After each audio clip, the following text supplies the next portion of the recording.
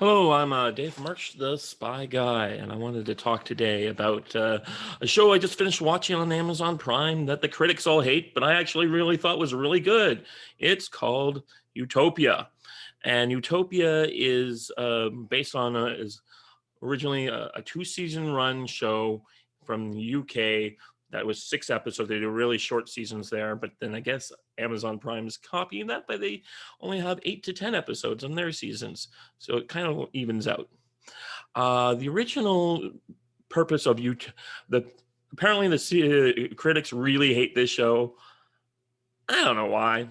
It seemed other than I can guess why, because it makes certain groups look really bad. I think that might be one reason. It's also like coming out at the most ill-timed ever. In some ways, it's about a fake pandemic and a real pandemic at a time when that's in the news. And it does have some real graphic violence, much like the original British series. That I have a thing about eyeball violence.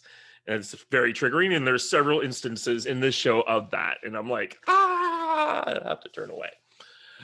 So what happens in both series, this one, is that there is it is a conspiracy show, and the purpose of the thing is that there's a comic called Dystopia, and the fans of this comic book get together and they're obsessed with it because in its dark imagery of things of this story of this girl who's chased by a Mr. Rabbit and has all these different things happening. The story is basically there's a comic has reveals the and timing of all these various diseases that will have affected humanity and predicted future ones, and it's out there in the world basically for people out there to do it, and no one knows who's the mentor the guy is, but they're all obsessed with this guy. And suddenly in the new series, some random people just happen to find it. They go looking up online and they're like, oh god, we found the original manuscript for the sequel Dystopia, or sorry, Utopia. And people come, all these fans, they get together at a nerd con to talk about their things, and bad people follow them because the new comic reveals the plans for the next thing, and also can tell you who sort of the secret bad guy's actual real name is supposed to be in this manuscript.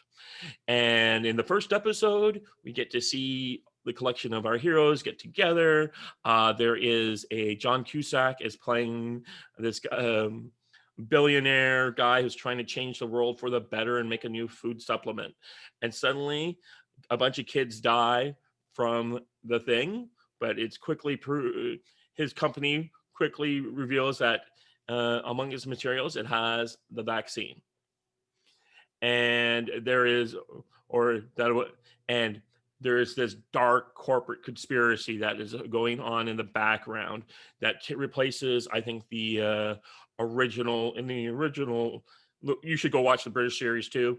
It's in that one, it's a government conspiracy, and this one is a corporate conspiracy. Now, there's some weird stuff that happens in the show where you're just like, oh god, you can't tell me that no one will figure this stuff out.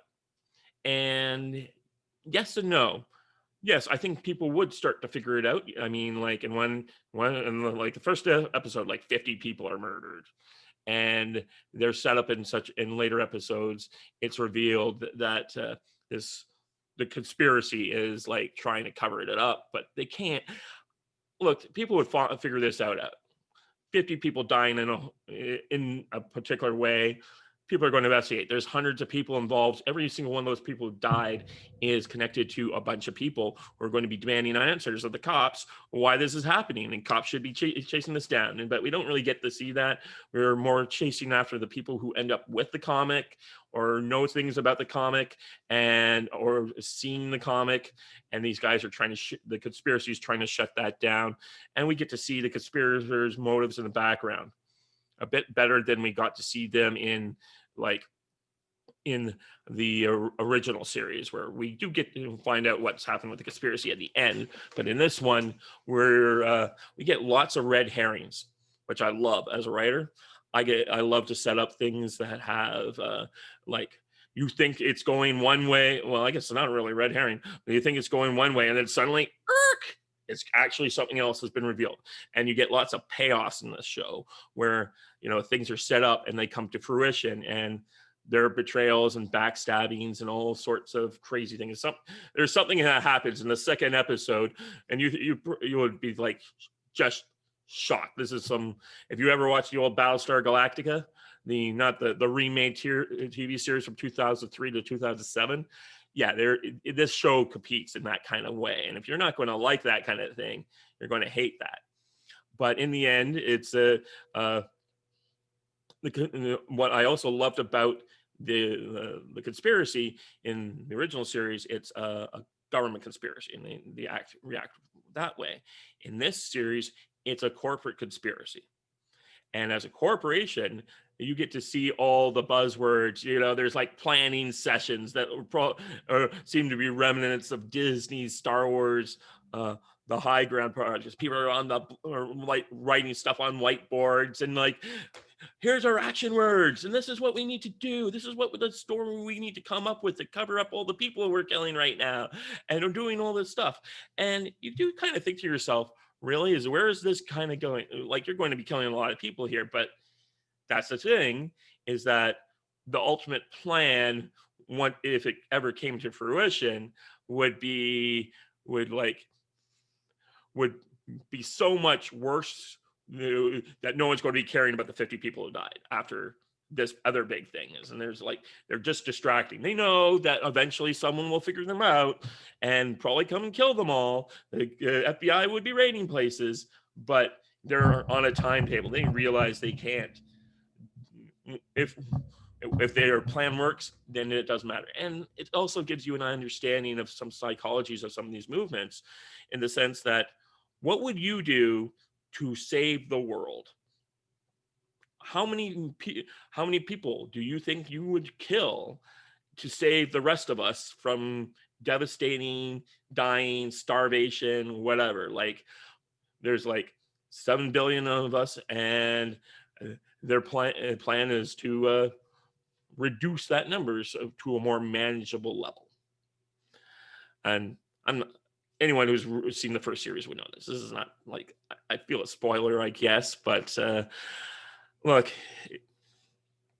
I appreciate the fact that they talk about why they think is going to happen. It's like, because the world is going to level off in population, and they're like, but by then it'll be too late. We'll have done all the damage. And it's like, okay, so I'll put a thing on the note saying there's some spoilers here, but this show is really good. You should watch it. It's come out during a bad time. It's bad timing, but don't let all the critics and reviewers who've been hating it on this show turn you off, because it's not meant for them. It's meant for people like me. It's meant to those of us who don't like these kind of cultures that are out there. But it is meant to be a little story. It's a very good show, and it's got jokes, there's laughter, there's violence, there's gore. There's a lot of interesting things happening in this show, but it makes fun of people like .com billionaires and the whole progressive, the new corporate culture that's out there. And I would think that a lot of the reviewers come from a pro that culture, and this show is lambasting that culture, and that's why it's being so, I think, unfairly attacked. So I notice I say so a lot. Regardless, I think you guys should give this show a chance and have some fun with the characters.